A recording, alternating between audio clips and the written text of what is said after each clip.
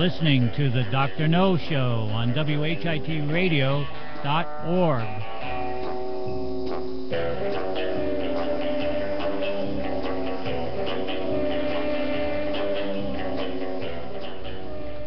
Good afternoon, everyone, and welcome to the Dr. No Show. Today we will have a special guest with us, Mr. Gargiulo. For today's show, we will be discussing everything from his childhood to where he is now, and what he plans for the future. So thank you, Mr. Gargiulo, for being here today.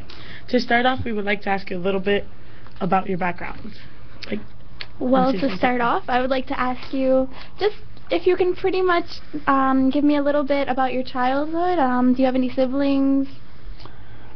Yeah, I have two older sisters and myself in the family, my mom and my dad. My dad was an immigrant. Okay. And my mom was raised in Jersey City by immigrants.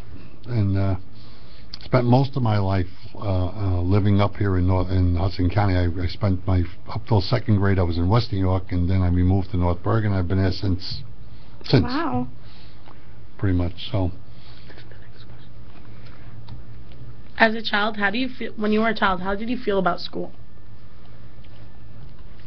School and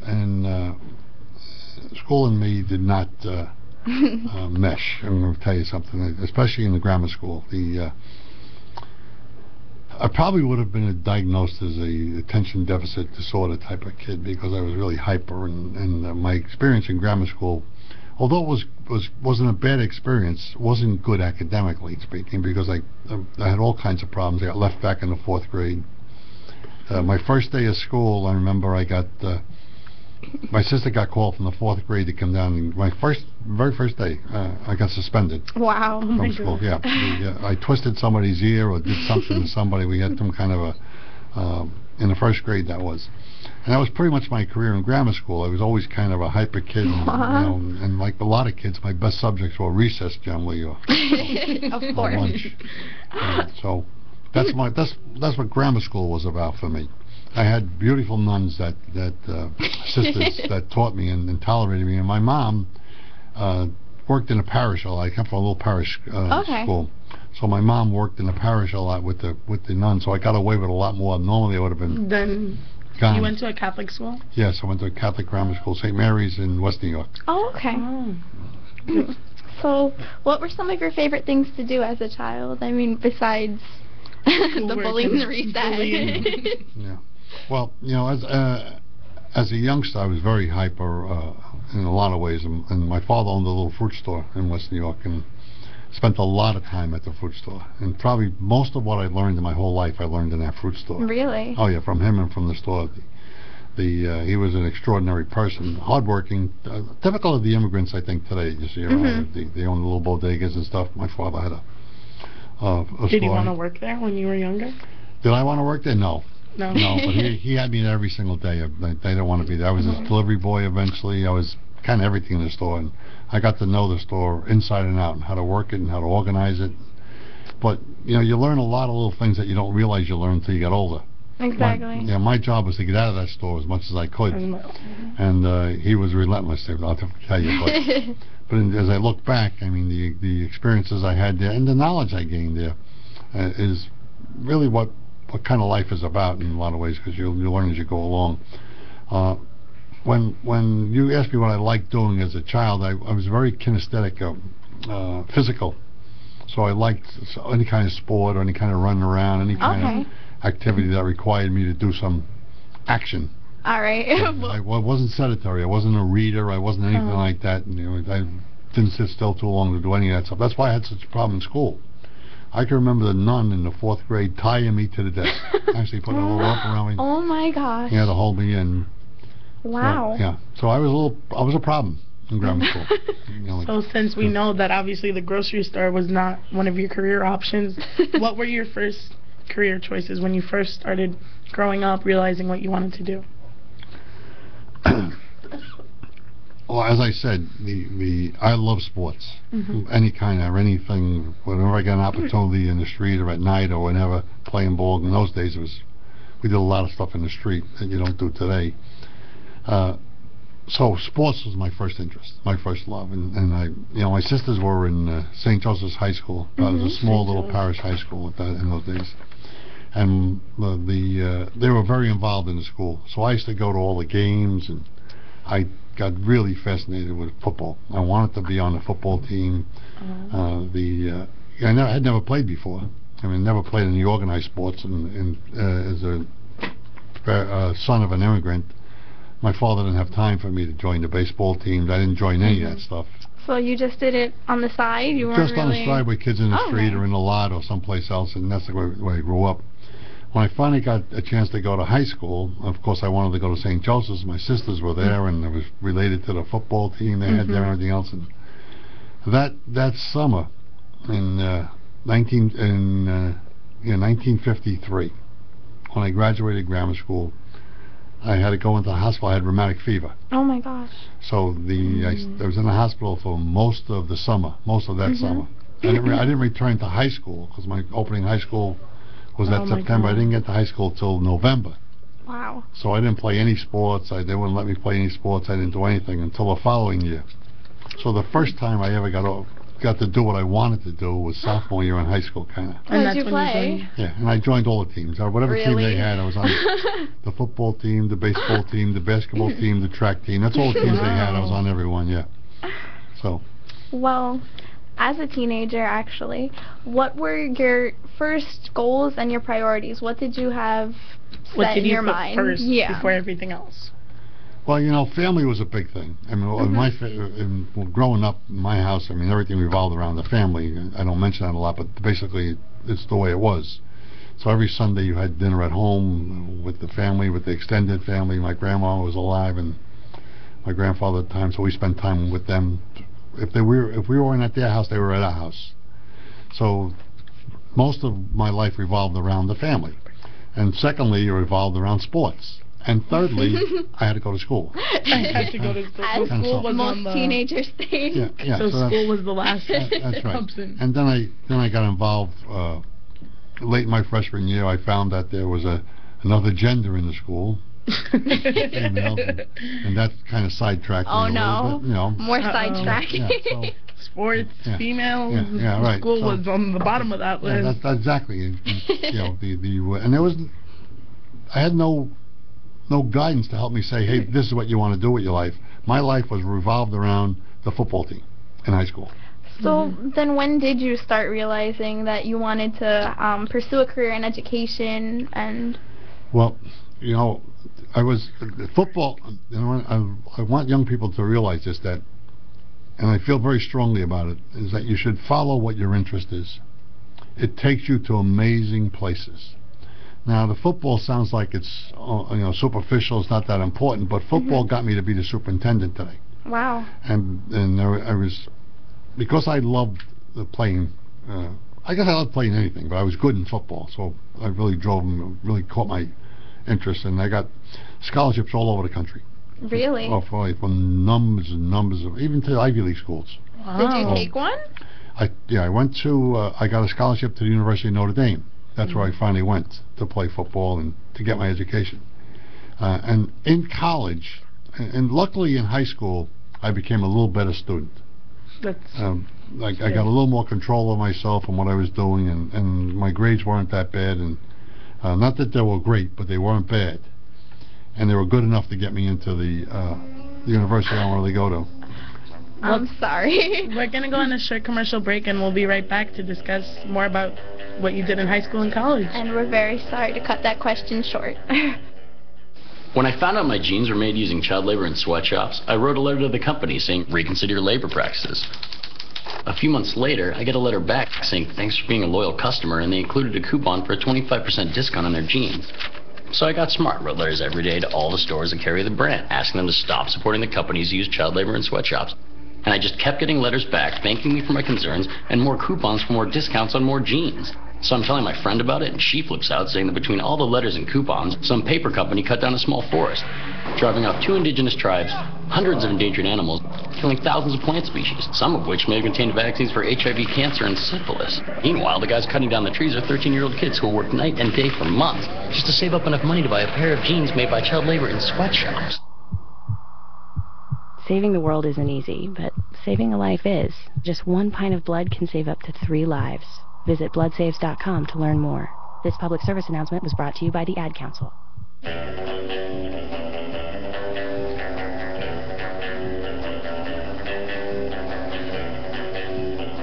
Good afternoon once again, and you're tuning back into the Dr. No Show at WHITradio.org. For today, we have Mr. Gargiulo, and we're going to go back into asking him a few more questions about how he feels on education and his career right now.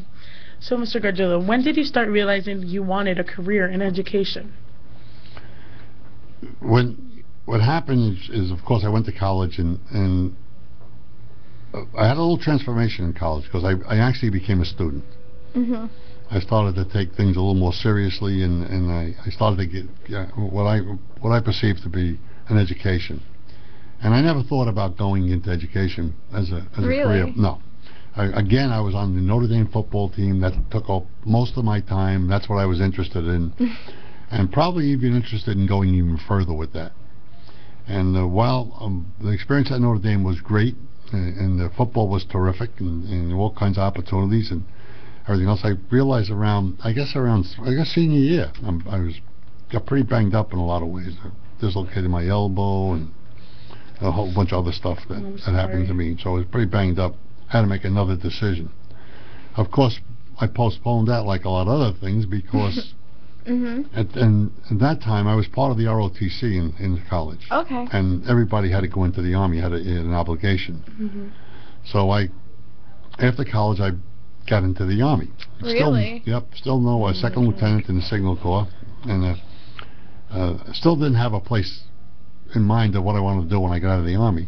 I probably could have stayed in the Army if I liked it, which I didn't. I don't think anyone would. It wasn't that wasn't a bad experience, just that it wasn't my cup of tea. Exactly. Kind of thing. And so I had an obligation of 2 years while I was there. About a year and a half into the obligation, my high school football coach called me and asked me if I would like to come back and teach and coach football. Really? At my alma mater. And to me, that was attractive. Mm-hmm. It was a place to go, something to do. And so that's what drove me into education. The football took me. Really? The football coaching got me. So my first job at St. Joseph's, and I had a degree in business. I didn't have a degree in education. Mm-hmm. So when I came out and I went to work at St. Joseph's High School, they gave me a job as a phys ed. They figured I was a football player, make them the phys ed teacher, which I knew nothing about phys ed. But anyway, I worked for the Christian Brothers there. Okay. And they were great educators, and my education as an educator started there. Really? Yeah. Those men were absolutely fantastic in terms of education and what drove them to be, in my mind, great educators. In any event, while I was there, of course the football was my love. I was the assistant football coach and spent all my time doing that. But I didn't let things slide because while I was there, I went to get certified as a teacher. Mm-hmm. And so that started the process of me becoming concretely involved in the profession.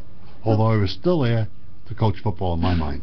Really? The other stuff I did, I loved doing it because I fell in love with the kids. I fell in love with everybody. That's so cute. And it just, what happens, that kind of profession just pulls you in. Mm-hmm. Once you start to deal with the young people, there's nothing in my mind better than that.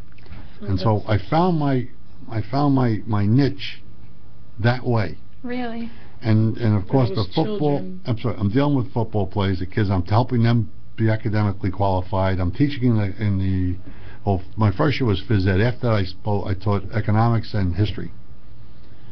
And I got a lot of satisfaction out of all of that. Really? So it locked me in. Yes. What did you enjoy teaching more? I liked the economics. Okay. I loved teaching economics because it was fascinating to me. It was new stuff, and most of the kids didn't know about it. And it was. Mm-hmm. You don't hear that too often, economics class. So. Yeah. So it was to me a lot of fun to teach, and I think the kids, of course, most of them were college-bound kids, so they were pretty good with what I was trying to teach them. Although the history was fun too. In fact, no matter what I worked with the kids, it got to be fun.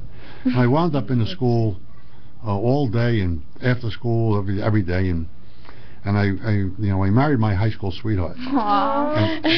And to do what I was doing, you needed somebody really tolerant because because most of your time was going at school into and that. after school and exactly. football. Absolutely. Or planning. Exactly. I had the coaches over the house at night. Oh my God! So she's very. So she was pretty good, and I had a couple. My first 2 children were boys, so as soon as they were 4 or 5 or 3 or 4 years old, I took them with me. Football. I see football. And so that the football again was a driving force. Well, because I was in the Army for 2 years, I was in during the Cuban Missile Crisis. I was designated as a veteran. I had opportunities to go to school, so I went back to school and got the teaching certificate that I told you about. Okay. And then I only had because they paid for it in those days. I mean, we didn't make a lot of money. Then I decided, because I loved working with kids, I wanted to be a guidance counselor. Really? So I enrolled in Montclair as a guidance in the guidance program that they had there. It was a pretty extensive program. Meanwhile, the principal in my school, the brothers were leaving. The school was combining. It was a girls' school and a boys' school was combining into one school. They needed a principal, and the pastor, because I was the head football coach at the time, asked me if I would consider being the principal. Really? I didn't know anything about being a principal. Wow. That's yeah. As a coach and a teacher, I was the coach. Yeah, in the he saw something in you. He probably saw. Yeah. Well, I think coaches have a organizational piece about them. Yeah. That captures everybody's. They do. Captures people's attention. So that's how I got the job as the principal. Wow. In St. Joseph's High School, and I was the principal there for 15 years. I was in that school for 26 years. Wow. Because you went to high school there. Yeah. Yeah, I went to high school there, and no, not counting that. I mean, I got there in 1960. I got there in 1963. I think I left in 89. Wow. And 2 of those years, I was in another school. I went with the brothers to a different place for 2 years. But so it must have been hard for you to see it But close. again, the football drove it. See what happened to the football? Because I love exactly. Because I love the football. That's why I never tell any student, if they truly love it, I tell them to follow it. Follow your dream, because it takes you all different places. That's a really good thing to do, because you're living proof. Yeah, and that's how I got to be the principal. And then in 1989, I stopped the coaching. Not because I didn't want to do it anymore, but I had a skin problem, and the sun used to burn me. And coaching outside, you're outside, and I didn't want all that problem of putting all the sunblock on every day and all that. It just was a nuisance. And so I said I had enough, and I backed out of it. And then in 1989, I retired from St. Joseph's. I was there 26 years. I had a little small business. I was going to go run the business again, and now I have the experience. I'm an experienced educator. I was a principal for 15 years. Wow. And a job opened up here as the principal of the vocational school. It was a different school then. And I was asked by one of the board members, I believe it was, if I would take the spot just for 6 months, because the current principal was on sabbatical. Okay. That's how I got here. And from then on, it was history, because the superintendent, while I was here, decided to retire. And then I was here. I said, let me apply. I applied for it, and I got the job. Wow. Yeah. Wow. So football started all your dreams. Following your interest is the most important factor in education today. You don't learn anything unless you're interested. That's right. With that beautiful, inspirational quote, we're going to go on a short break, and we'll be right back. Woodward. Ever notice how many things in life happen in a circle? The seasons, revolving credit, hula hoops, the spinning of the circle we call Earth, and recycling. Together, we've already made a difference. Sorting glass, plastic, separating cans, stacking newspapers. Now there are lots of products made from things we've already recycled. A paperclip, in a more daring life, a 56 convertible, a cereal box, once your Sunday paper. It all goes back to the circle. It starts when we recycle trash at home and at work. It's completed when we buy products made from recycled materials. How do you know the difference? Check the label for something called post-consumer recycled content. Then buy the highest percentage of it you can find. You'll save a tree, you'll save energy, and in your own way, you'll help save the world. Complete the circle. For your free Buy Recycled shopping guide, call 1-800-2-RECYCLE. A message from the Ad Council and Environmental Defense. Finding the ways that work.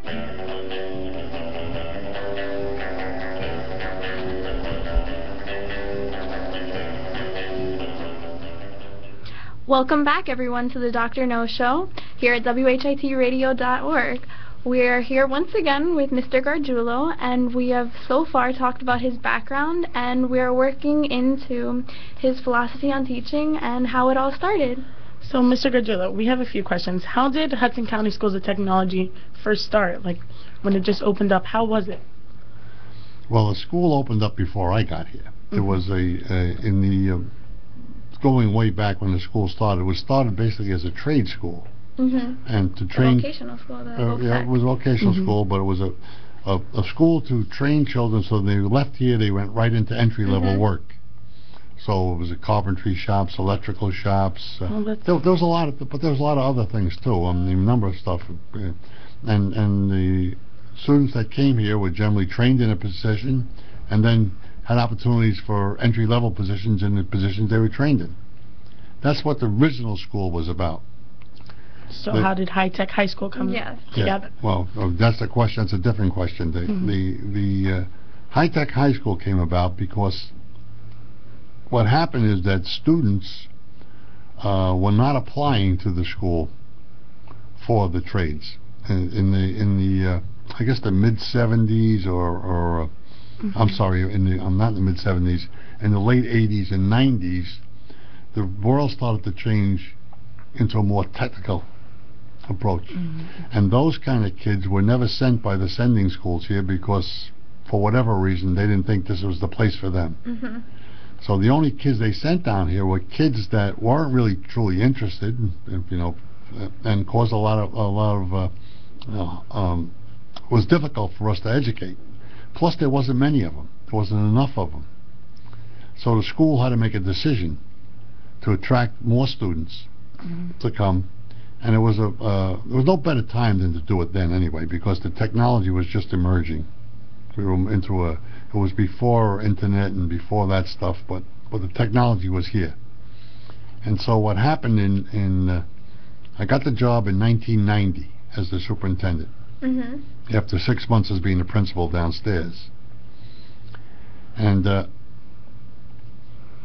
I thought that the way to start a program to get kids to apply here was to start off in small groups and make it a really quality program. And so what I did was, the first high-tech class was 30 kids. Wow. Really? Yeah. And that's a little. And what class was that? Oh, I don't know. High-tech must be in existence 15 years now, I guess. Wow. So just go back. So go back 15 years. Yeah. Or maybe 17 years even. But the first class was 30 children, and my premise was just take 30 kids, and we only had about 32 people apply. By the way, it's interesting. We didn't have many. We had Things have changed. Yeah, we had to convince people to give us an opportunity, and there was only 2 teachers. Mr. Kleen was one of them. You know, yeah, and then we had a science math person. She's not here anymore at the time. Plus, Miss Brancato was doing dual stuff at the time. And we had a counselor down here because there wasn't many kids. We transferred them upstairs, Mr. Sapino, and that's how we started.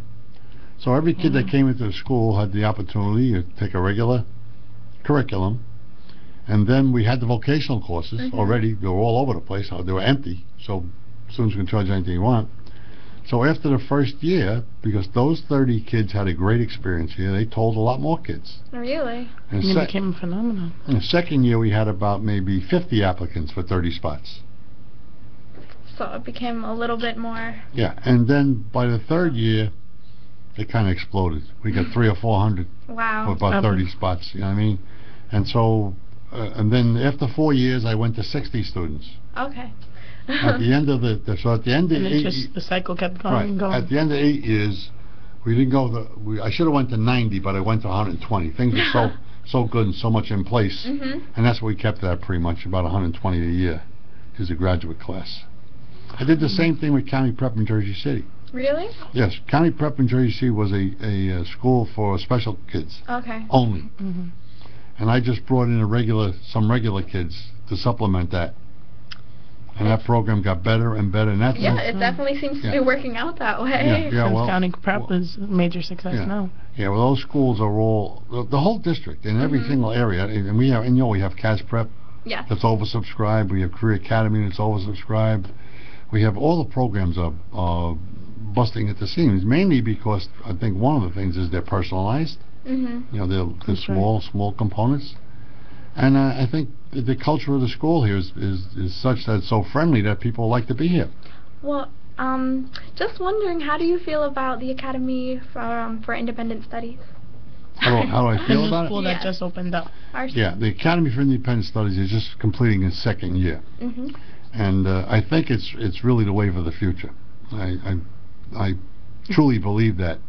Those schools take about 10 years, though, to get the staff trained and the culture down and the kids trained, because it's really a whole different way of learning. Exactly. And it's again. Remember, I started early in the show. I spoke to you about interest. That's right. Well, that's a. If you had to identify that school, it's identified as a standards-based, self-directed learning community. So self-directed means that the students have a lot to say about what they're learning. Exactly. That's right. Okay, and it's hooked into the standards. And you know, the hardest thing with that, of course, is the training the teachers to deal with that, but it's also training the kids, because the kids we get, a totally It's a different two-way lifestyle, street. pretty much. yeah, they come from a different school where they're told what to do. They're in lines. They're given a piece of paper with some questions on it. They answer them right. They get a test back, an answer back. This is not that kind of a school at all. This is a school that's driven by your interest. So do you feel that project-based learning is a good way to learn? Absolutely. I think it's the only way to learn. In the 21st century, I believe that very, very strongly, that I shouldn't say, no, not project-based so much. Although project-based is a vehicle, but self-directed. If you are truly interested, for instance, in becoming an engineer, you're going to have to take a course in calculus. That's pretty. That's right. Exactly. You need some of it. But it's driven by you. You see, you decide to do that. If I stick you in a course of Algebra 2 and you have no interest, in Algebra 2. we're killing you. Exactly. So that's what it's about. It's self-directed. Self-directed, which is pretty much what the AAS program is about. Well, it is. It's not there totally yet. See, it's working at it. By the time you guys graduate, we'll be pretty good. But take 4 years after that, we'll be really, really good. And we'll be back to visit. Yeah. Oh, come on back. You'll be graduated out of college and so We'll forth. come. Yeah. We'll come see. Well, as you were talking earlier about sports and how football led you to becoming what you are today, with the budget cuts that our school is having, with rumor or fact now that the high-tech sports are canceled, how do you feel about those budget cuts? Or what's your say on these budget cuts? Well, nobody feels good about budget cuts. I mean, you know, when you cut, and budget cuts are just a word, but when you attach it to something or somebody, in your case, you're talking about the athletics, but it's also attached to we laid off about 38 people. Yeah. You know, they all have, sad. and they all. So it's a combination, not just the athletics, but it's a whole bunch of stuff. We reduced the activities significantly, also. You know, so I feel terrible about it. I feel terrible because no matter what you do with that piece, people aren't happy with it. There's just not enough money to go around. So how do I feel about it? Not good. What's my intent in the future is to move us forward, because I can't let one thing detract us from the fact that it's a great place to be, and we can do a lot of substitutes, and we can do some things on our own. That's right. That can make up for a lot of that stuff. Right now it seems pretty harsh, but as you move through it, we'll do things, and we'll do stuff that'll compensate for that and move us in another direction. Anyway.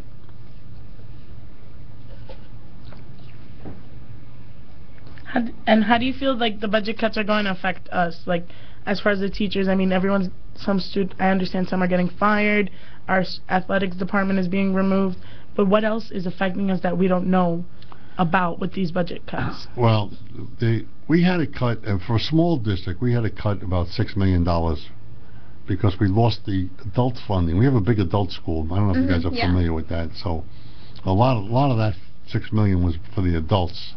So we pretty much eliminated the adult program. Really? I did not know that. Yeah, it's just we're going to keep a small semblance of adults. We're going to keep it, but bring it down. We used to do about 2,200 adults. We're going to do maybe 500 at the most right now. So all those adults that were there planning to graduate, I don't know how well it works, but that were planning to graduate, they no longer can, or what's going to happen to those laid off? No. The adults that were in the program that are ready to graduate will be finished. We'll finish them, and we're finishing them right now, actually. And then some will be back. The ones that come back next year are probably those 500 I'm talking about. Oh, that's right. Okay. Yeah. So but that's a big part of the funding that we lost there. So we had to make that up somehow. Then the other piece is how we're saving money is there's reduction in health benefits. Okay. There's not a reduction in benefits, but a reduction in cost. We switched over to do something different with that. We did something with the cleaning service. And we saved some money there. Okay. We laid off some teachers. We saved money there. We did the athletics. We saved money there. We did a lot of the activities. I don't know if you realize this. The Which teachers, activities? all those activities, their after-school activities, LEAP programs, stuff like that. Really? All the leaps were canceled? No, not at all. We reduced them. Okay. And the funny thing about it is I don't think we reduced the amount, because I think the teachers agreed to take a few dollars less. And so we're pretty much getting what you had already, except we're paying people less money to do it. Less, because we have less money to do it. So everybody's kind of cooperating. Because nobody hasn't been affected by this. And the sad part about it is, I don't think it's over. Really? I think next year is. I think you think they're going to keep on? Well, the budget cuts until the economy picks up and taxes pick up. The wave right now is for people not to be taxed anymore, I guess, and so there's a lot of fighting go around. It's not good. It's not good for education. We got to stay focused on helping you guys become the best you can do, and I have to warn about one thing. Let's not dwell on all the negatives, because when you do that, we can't move forward. You have to stay on We have to see the positive in this, that we're still open as a school. We're still one big high school, and we're gonna and we'll make it through. We'll make opportunities. We'll do other stuff. We'll get stuff done. So, it's a good place. We have smart kids and smart teachers and pretty creative people, and you'll see that the district will blossom and grow, and maybe in a different way, but it'll maintain itself. Well, so far we've talked about the past of the school's present, what's going on with Hudson County Schools of Technology currently, but what do you see in the future of the Hudson County Schools of Technology? Well, I see a bright future. I think there's a need for these kind of schools. But schools are changing, significantly changing. And pretty much within your lifetime, now maybe not mine, but your lifetime, you will see your children going, or maybe not even going, but participating in education in a whole different way. That's right. Either through the technology at home or at a place of work or some other mixed, blended type of environment. So where there is not really a school building, but an advisor who you check in with, and things like that. I don't know. I mean, they may be talking some, I used to say Buck Rogers type of stuff, but basically that's where education's moving. It's not stand and deliver type education anymore. You can be educated in a number of ways. So you think more schools are going to be like the Academy of Independent Studies?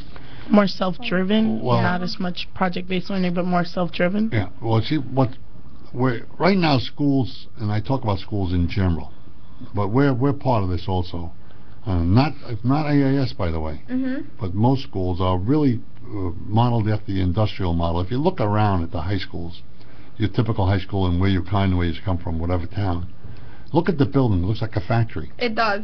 Yeah, because it was modeled in the industrial model. It was modeled after that. Really? That kind of thing, where we cookie cutter everything. You know what I mean? And today, in the world today, we need creative people. It's not enough just to be able to go out and sharpen pencils type of thing. You need to do much more than that. So in order to help people become creative, you need to take away some of the things that inhibit creativity.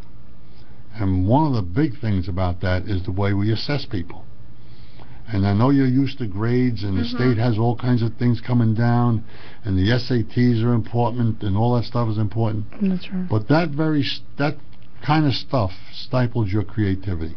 It does. As long as you're learning to give somebody information back on a test, it doesn't allow you to circumvent the system and go outside and think outside the box. Mm-hmm. Where If you're constantly being judged, you're constantly worried about what you're going to say. If you're constantly worried about what you're going to say, you can't think. Exactly.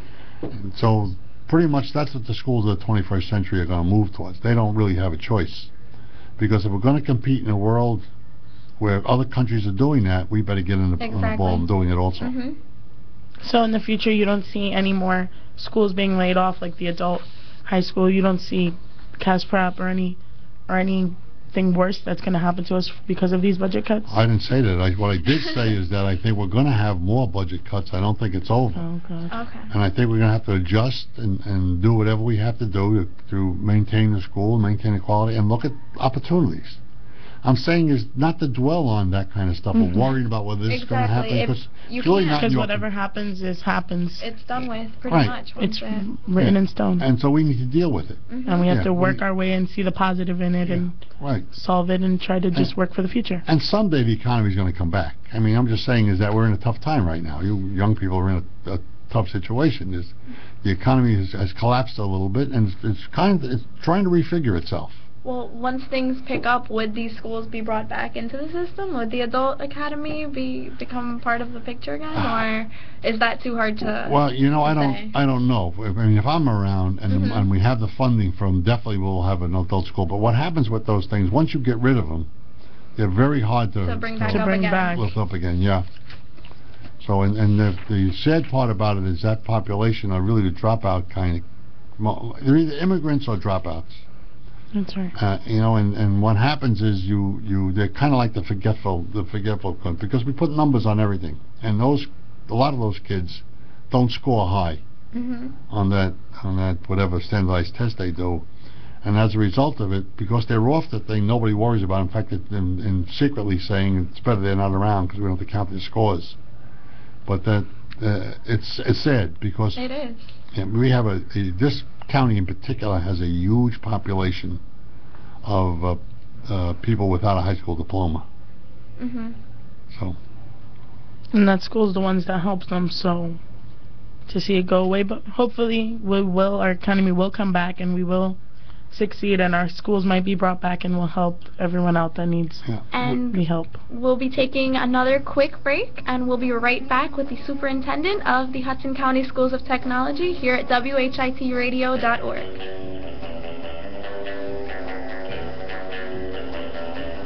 Hi, I'm Joanne Woodward. Ever notice how many things in life happen in a circle? The seasons, revolving credit, hula hoops, the spinning of the circle we call Earth, and recycling. Together we've already made a difference. Sorting glass, plastic, separating cans, stacking newspapers. Now there are lots of products made from things we've already recycled.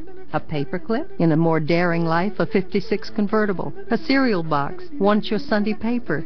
It all goes back to the circle. It starts when we recycle trash at home and at work. It's completed when we buy products made from recycled materials. How do you know the difference? Check the label for something called post-consumer recycled content. Then buy the highest percentage of it you can find. You'll save a tree, you'll save energy, and in your own way, you'll help save the world. Complete the circle. For your free Buy Recycled shopping guide, call 1-800-2-RECYCLE. A message from the Ad Council and Environmental Defense. Finding the ways that work.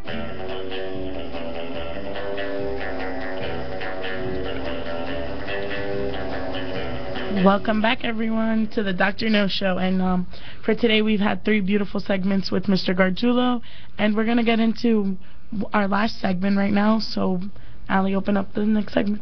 Thank you, Anhar. Well, we've been talking a little bit about all the different schools, and I'd like to ask you a few questions about AIS.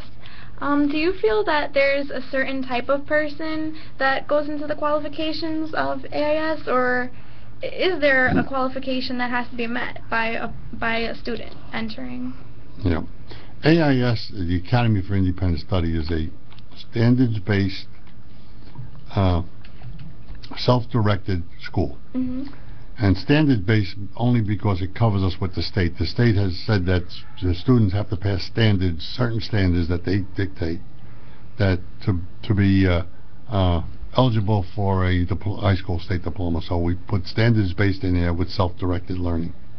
Now, I think I said earlier on the program that self-directed learning is the wave of the future. it's actually the way that most people learn anyway, in spite of the schools, because you really truly learn what drives you, what interests you. And you asked me what kind of a student can be an AIS. Any kind of a student can be an AIS, because just the fact that you're asking me that question leads me to believe that you think there's different kinds of students. See, I don't believe there is. Okay. There's different kinds of learners, but we all learn. And I'll give you some examples of that. All children, you could ask any one of your friends, or if you know 1,000 people, ask every one of them. Ask them if they were speaking when they went to school at 5 years old. And if they had a vocabulary when they went to school. Then ask them how they learned that if they weren't in school. Exactly. They learned it in the most natural way, and in a way that was because it was interesting to them, because their mothers or their dads or their cousins or their aunts or their uncles encouraged that. Kind of every time they said a little word, dada, mama, from the 2 years old right up. That's right. And before you know it, they had a whole vocabulary and they could speak, and nobody taught them anything. Exactly.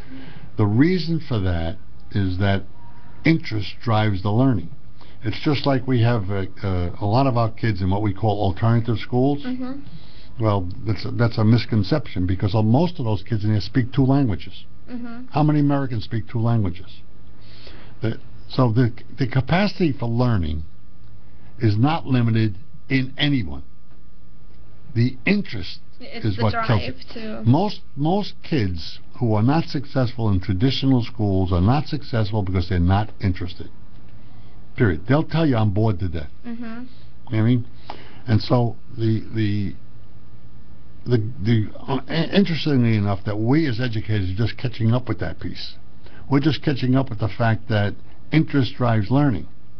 And the little thing I just talked to you about, speaking or even walking, are things that you accomplished before anybody taught you. In fact, if you had to go to school to speak, half of the population we wouldn't be able to speak. No, they'd be there would be half of them would be underachievers, because we scored them. You know, so half of them would be below average and half would be above average. It's the silliest thing I ever heard of. So the way we couch stuff is important. But again, learning in the 21st century, and the mission of this school, by the way, just adapted this year, interestingly enough, is that we create lifelong learners. And to create lifelong learners, you have to have a love for that. And you have to be interested in that. Do you ever notice that most kids who want to get a driver's license get it? Because they want it, they're interested. Hey, they're interested. Yeah, they're good point. Yeah, you better believe it. And you know, when I was in school, just for the listeners' sake, everybody took typing. I was in the academic class, so you took typing. Because you had to type papers or something. You know that we don't teach typing in high schools anymore? No. Guess what? Every kid types. That's right. Exactly. Everyone's on. Do you ever have a teacher? That's right. No. No, never. Half of the kids can do it. We were just interested in it. Half of the kids in my school failed typing. Really? Isn't that interesting?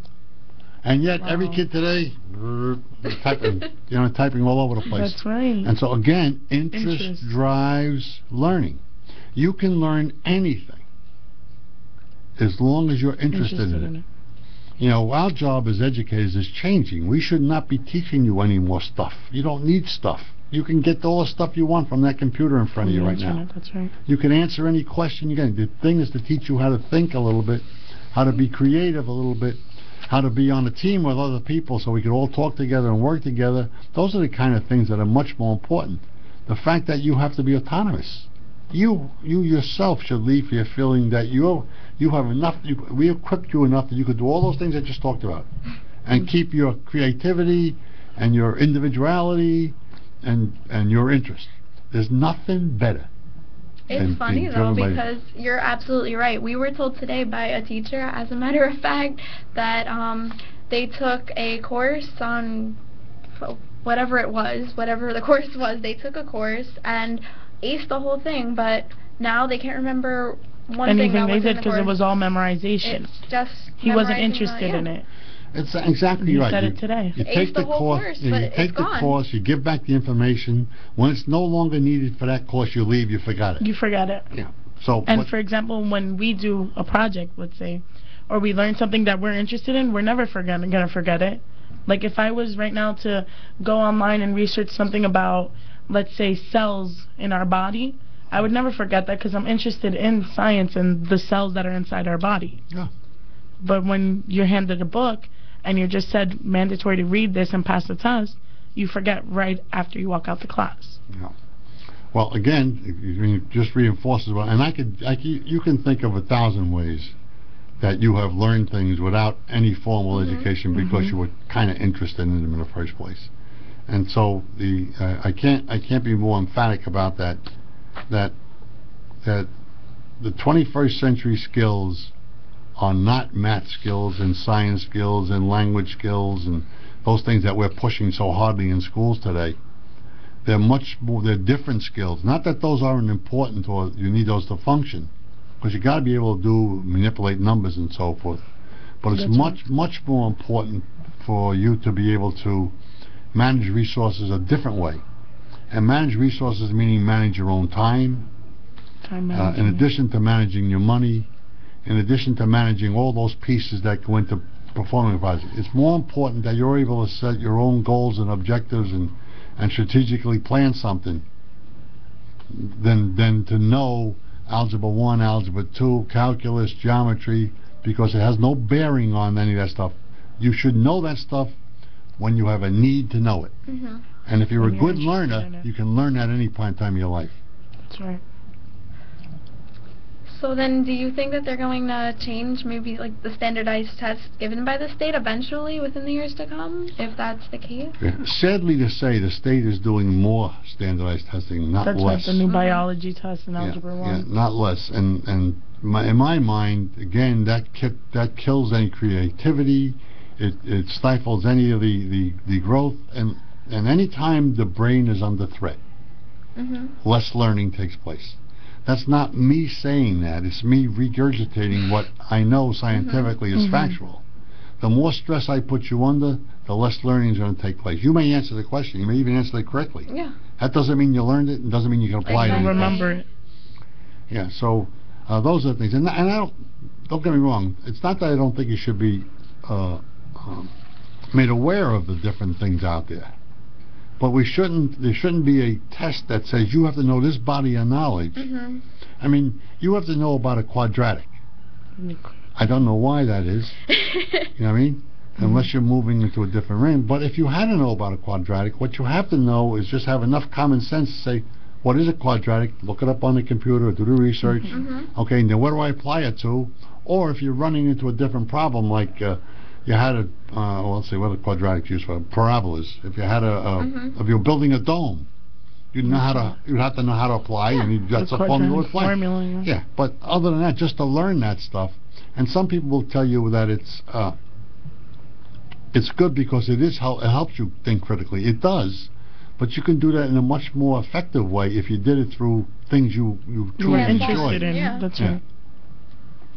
Well, thank you so much for being our special guest today, and we'd like to thank everyone that tuned into the Dr. No Show here on WHIT Radio.org, and a special thanks to Mr. Gargiulo for being our special guest today. Thank you once again, and don't forget to tune into the Dr. No Show every day at 9:45. You guys are the best. No, you're the best. No, you're the best because you put up with the Exactly.